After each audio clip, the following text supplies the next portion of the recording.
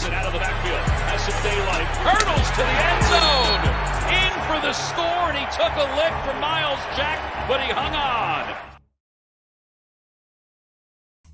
Welcome to the New Stripe City, a YouTube channel for diehard Bengals fans. I'm your host, Ace Boogie, and today we are looking at the free agency preview in terms of the tight end position.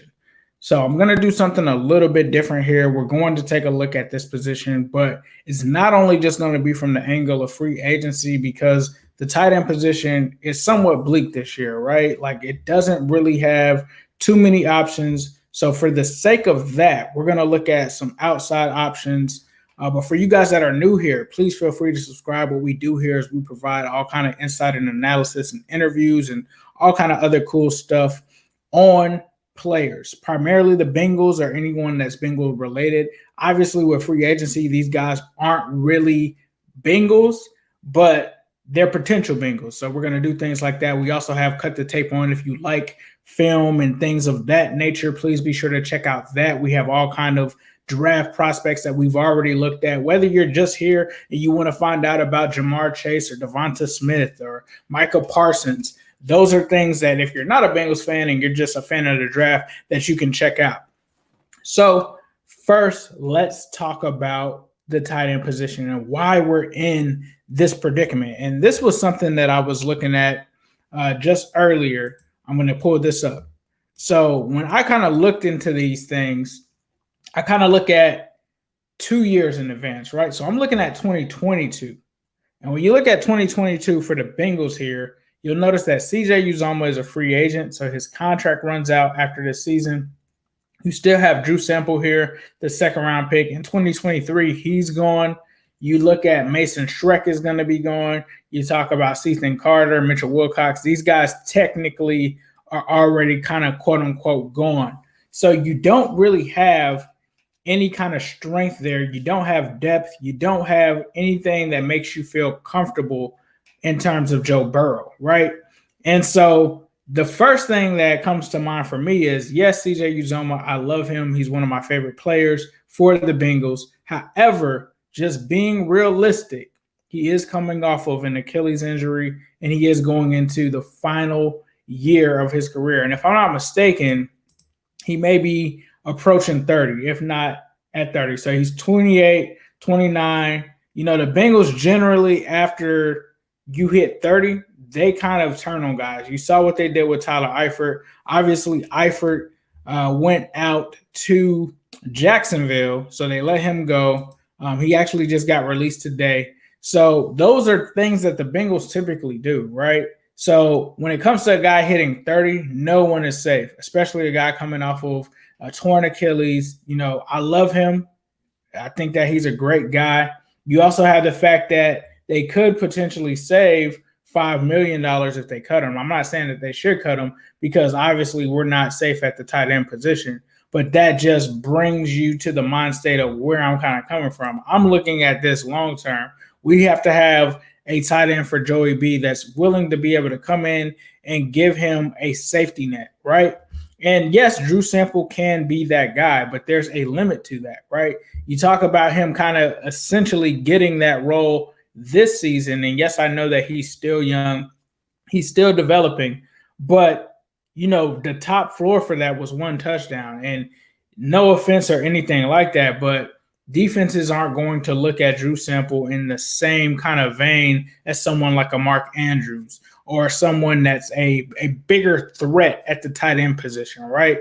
Now, that's not to say that he can't get there, but right now, I just don't feel comfortable putting all of my eggs in that basket. I don't think that Drew Sample is going to turn into Travis Kelce or Darren Waller within 2 seasons. That's just me. I think that he's a complimentary tight end. I think that he's solid. But to me, I think alone, he's not going to warrant that position being a position of strength. So when you look at this and you compare it across the league, you know, the Bengals essentially have one of the worst depths in terms of tight end that you could have. I mean, if CJ Uzoma's not there, it gets really ugly. It's already bad with CJ there, and that's nothing against CJ. I think he was really coming on last season around week 2, and then he gets that injury. So you have to look at it from that perspective. When you look around the division and you look at what the Browns have, the fact that these guys have 3 tight ends that could possibly be considered better than what we have, that's a problem. So in order to remedy that situation, the first thing that we're going to look at is tight ends. So the first options that I'm going to start off with, they're kind of the unrealistic kind of dream scenario, a trade has to happen kind of scenarios that I'm going to talk about. And so the first one we'll talk about is David Njoku, right? And this is intriguing, right? Because this is a guy that was drafted in the first round by the Browns. He's got all of the tools that you're looking for. So as you can see, he's compared here on playerprofiler.com to Travis Kelce. He's got that athletic build. He hasn't lived up to the expectations. And then the Browns went out last year and signed Austin Hooper, right? So that kind of put him in a position where with Austin Hooper, and they had an emergence of another tight end that they drafted last year, there's not really a role for him, right? And the only thing that doesn't make this realistic is he plays for the Browns. They're not going to trade him within the division, even if they do trade this guy. The other thing about him is that he's still in the last year of his deal. Even though they didn't exercise his 5th-year option, he still has to play this season out, which means that you would have to trade him, which in fact means they're probably not trading him to a team within the division. Now, they have traded within the division before. You talk about Joe Hayden being traded to the Steelers, but it's pretty unlikely that the Bengals should look into this just because they're going to inflate the actual price that you would have to pay for him, being that it's in the division. Like if we were the Seahawks or something like that, you could probably get this guy for probably a 4th-round draft pick at this point because he just hasn't really lived up to that billing, and there's nothing for you to say, I have to pay this much for David Njoku. I mean, the guy hasn't really performed where he's been, and we'll look at some of his medical history. He's got hamstring strains, knee sprains. You know, this is all in 2020. That's just 3 injuries there where he missed, it looks like 3 games because of that. He also has a wrist fracture and a concussion. So, you know, not stuff that's going to scare you, but not realistic in my standpoint. So the next guy that's kind of in that unrealistic kind of vein, I would say is Zach Ertz, right? And he's a little bit more realistic than I think David Njoku at this point. The thing about him is you have to figure out what Philadelphia is going to do with him. Now, obviously, they just reportedly are going to move away from Alshon Jeffrey. You would expect them to do the same with Zach Ertz. It really doesn't make sense for them right now with them moving away from Deshaun Jackson and Alshon Jeffrey and Carson Wentz. It seems like Philadelphia is obviously heading towards a rebuild. Ertz has already had some issues with the front office. He wants an extension there. The only thing that I look at from this standpoint that makes me wonder about it is, are they going to cut him? If they do cut him, I believe they're scheduled to make or save about $8.25 million, right? So it makes sense for Philly to do that, but they also could trade him, right? And this is a guy that in Ertz, he turns 31 in October. The only thing about the Bengals, we talk about that age number 30. Are they willing to trade for a guy in Zach Ertz where they may have to pay a little bit more? And I think it's more likely if he gets cut, they would go after him. But are they even willing to pay somebody that's 31 that much? And if they do, how long of a deal are they going to give him, right? I think if they do that, you'll see something similar to Xavier Su'a-Filo and what they did last year where they gave Xavier Su'a-Filo like a 2-year deal, right? Is Zach Ertz going to take that? I'm not so sure. They still have the option to trade him, which they could trade him for a 3rd rounder or something like that to get him. And then you have the worry that he kind of fell off of a cliff last year in terms of his productivity. So as you see, he only had 335 yards last year, which is crazy because he was coming off of having 900 and then 1,200. He had like this string of what I would call an average of about 1,000 yards per season, and then he just falls off a cliff. Could that be contributed to his age? Could it be the fact that they have another tight end over there? I'm not so sure. So that's what makes it somewhat risky. That's what makes it unlikely for the Bengals to go after this. Now, Ertz, I've heard and looked around. It looks like the Colts, Seahawks, Ravens, and Packers have shown interest in trading for him. So you have to understand, if you do get this guy, you'd have to extend him. And I think that you get older at that position, right? So you don't really do yourself any favors. Like Zach Ertz is essentially the same age as Tyler Eifert at this point. So for me, he's a short-term possible, like kind of like a just some sort of insurance that you can use short-term, but he's not a long-term solution. But Zach Ertz, I mean, he still would be tempting to see if he has that potential that we could potentially look at with Zach Ertz. And so then we're going to keep going with kind of the pie in the sky, hopeful kind of things. And we're going to go over to Evan Ingram, right? And the thing about Evan Ingram is he actually doesn't cost that much from a cost standpoint, right? You're talking about paying him potentially $6 million this year. The kicker with him, though, is that he's 26. He hasn't had a lot of touchdown production. He's had a lot of yards. You've seen him rack up those yards from somewhat of a standpoint, but he hasn't given you the touchdowns. I think his largest touchdown production, I think, was 6. I think it was his rookie year. And then he only gave you 1 last year. He gives you a lot of receiving yards, but he doesn't really give you the touchdown production that you would want to see. The other thing is he's another draft pick who I was kind of high on, but he hasn't really lived up to that billing, right? You're expecting him to be a guy that could be a 1,000-yard receiver. And then you also look at the durability issues. He's had issues there. However, I think that this is a guy that you can possibly get from a trade standpoint. And the reason that I say that is you look at the Haydenhurst trade last year by the Ravens. They traded Hayden Hurst, who was a guy that they picked in the first round, and a 4th-round pick to Atlanta for a 2nd-round pick and a 5th-round pick in return. I think that you could probably get Evan Ingram, this is just my thoughts, for probably a 3rd-round pick. The only thing is after you get him for a 1-year rental, and then essentially you have to pay him. What is his contract going to look like? I have no idea. If he has a great year, which a lot of guys do in that contract year, and let's just say he goes out and he has 900 yards and he has about 8 touchdowns with Burrow, this is a guy that could say, I want 9 or 10 million a year. Are you going to give that to Evan Ingram? I'm not so sure that you would probably want to do that given his issues with durability, especially what we went through with Eifert. But he is a guy that is kind of in that Kyle Pitts mode. He's in that Tyler Eifert mode where he can run routes like a receiver, and he will be a guy that could be used as a weapon in this offense. The other thing that doesn't fit with the Bengals, though, is just his weight, right? He's a smaller guy at 235. He's more of a bigger receiver. The Bengals typically look for an average weight of at least 244 to 262 pounds. So he doesn't really fit their size metric from a weight standpoint. From a height standpoint, he kind of meets it. They go from 6'1" to 6'5". And then he's also like the average age of 26. So he's kind of what they look for in a free agent. The issue is he's not a free agent. So being how the Bengals kind of covet those 3rd-round picks, this could be a guy that you could essentially go after, but you could get a guy in the draft like the tight end out of Miami and pay him considerably less. So it just depends on how you really want to use that money. And because of that, because of the trade and the contract, I think that this is not as likely as I would like it to be. It made more sense for them to try to do this trade last year because then you're paying him essentially CJ Uzoma money and you actually get him for 2 years. Now you're just getting him for a 1-year rental. So I'm not so sure that you should go after him. So now let's get into the realistic kind of prospects that are here. And that brings us to Gerald Everett, right? Obviously, Gerald Everett played in that Rams system.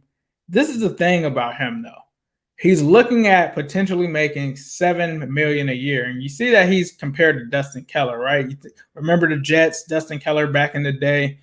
He's not a guy, I think, that pushes the needle at the tight end position for the Bengals, right? I don't think that he's much more than what CJ Uzoma is really giving you. He may not even give you CJ Uzoma numbers.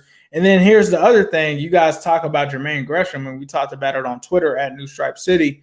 You also talk about the drops. He had 6 drops just last season. So that's an issue.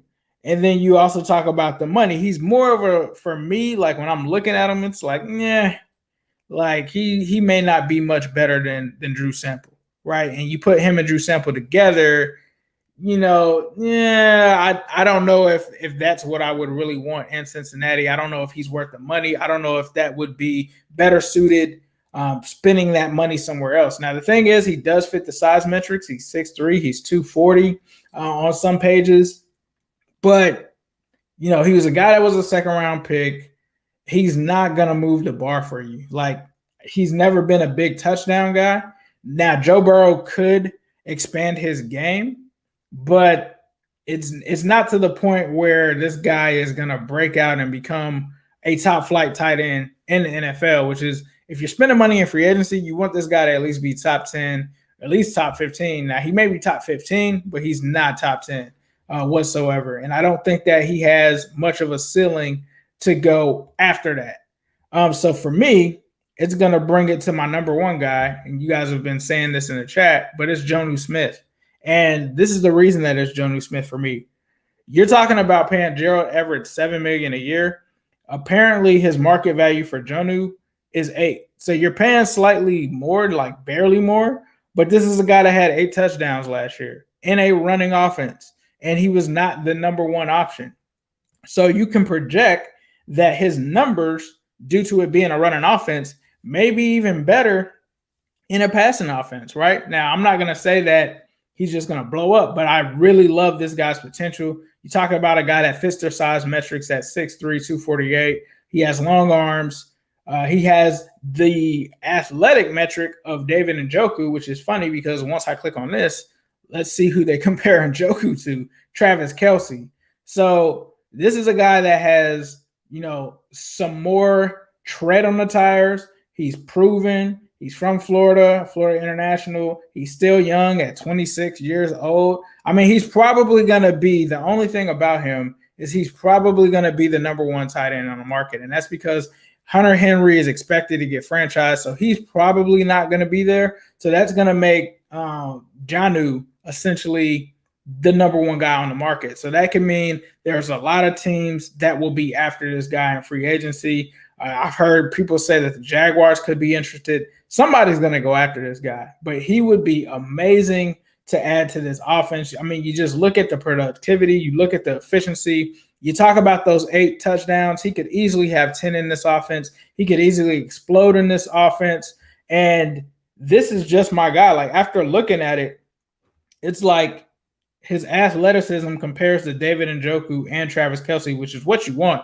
The pass blocking is an issue per PFF, but honestly, like, how much do you really need him in the pass blocking game? Like, that's what we can have Drew Sample for. So you talk about him and Sample, this could be a guy that you could pair with him. And then you look at the injuries. Yes, he has some knee sprains, but he hasn't missed that many games. He missed 1 game in 2020. He didn't miss any in 2019. He missed 4 in 2018. And so, and you look at him, it's like a medium somewhat thing there. So that's probably something that you want to look at. But this would be unquestionably, to me, the best guy if we're going this free agency route. You talk about the age, you talk about the size, you talk about the untapped potential in terms of his production. You talk about what this guy did last year. He was one of my favorite guys to watch just from a fantasy perspective. And it's kind of crazy that the Titans may be letting him walk. Now, they do say that they do want to keep him as well as the receiver Corey Davis there, but they don't want to break the bank to do it. And right now they're kind of caught up with this whole J.J. Watt thing. So they're kind of looking at the J.J. Watt thing. And when you look at their offense, it's like Jonnu Smith is a great weapon for them, but the basis of that Titans offense is a running offense, right? So it lives, dies, and does whatever by Derrick Henry. So, like, he's not going to be a priority, but he could be a priority for the Bengals. So with that said, I think, like, when you're looking at the tight end position, you have different avenues. Obviously, you have the draft as well. You could go with Kyle Pitts. You could go with Brevin Jordan and some of these other guys.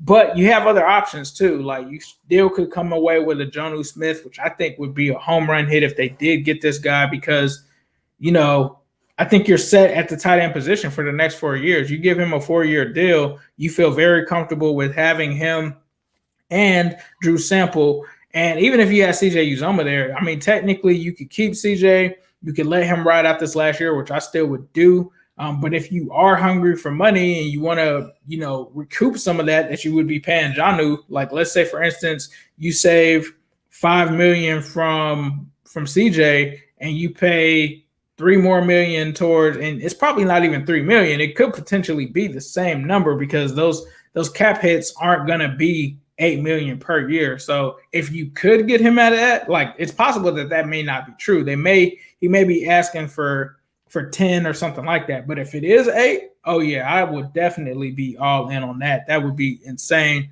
So let me know what you guys think in the comments. I'm going to go through some of the comments here. Looks like we have JC. He says, Ace, what up, my dude? What's up, JC? Appreciate you guys for coming by. But I'm going to continue to do this. I'm going to look at some guys that fit the Bengals mode. What up, Divine Obsidian? What up, Paul? So I'm going to look for guys that fit the Bengals mode, and we'll keep this thing going. I hope you guys like the new content. Please let me know in the comments what you guys think. If you guys like this, please give this video a thumbs up. Is this a new crib? No, it's still the same crib. I just moved the Bengals thing from behind me. I also have a Marvel channel, and not just Marvel, it's kind of geek culture as well. It's called TCB Blurs. Please be sure to subscribe to that channel as well. I'm going to throw it here in the comments. But it's TCB Blurs. We do all kind of like geek culture stuff over there, whether it's Marvel TV shows, all of that. WandaVision, we just posted a new episode on that. So please be sure to check that out. But that's why you kind of see this madness. You see Bengals on one side, Marvel and stuff on the other side. So just some stuff that we're running through. JC is asking about an Eifert reunion. I'm not sure if they do that. I mean, especially with him being 31. Once the Bengals see guys in their 30s, they're not likely to bring them back. Like they may bring an outside guy back just to kick the tires for the short term, but they're probably not going to bring Eifert back. I can't see it, but like maybe I think that he would want to come back, but I can't see them doing it. I think if they do make a move at this position, it's going to have to be something for the long term. And I think Eifert at this point is just another Band-Aid. It's essentially like some of the stuff that I talked about with Gerald Everett, Evan Ingram, and some of those guys. It's essentially the same thing. So we'll see what happens. But as usual, I believe you guys with a who day, all day, every day, and especially on Sunday.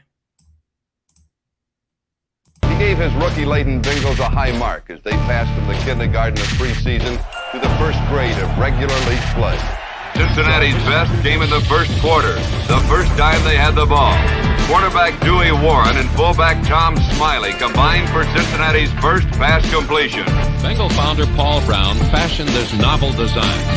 As new to the game today as the forward pass was a century ago. Montana dragged down at the 31-yard line. In 1996, the Bengals finished strong and finished right. Touchdown! Yes! You tell you what, we're not worthy. We're not worthy. We got to bow to Corey Dillon. Bulldog from the 32 with Mixon in the backfield. It's Dalton out to Mixon. He's got some room. It's Mixon diving up and We're gonna hammer home competition, preparation, and diligence in everything we do. It's a new year, same old question. How do you stop 85? They're looking down the field for the home run ball at 4.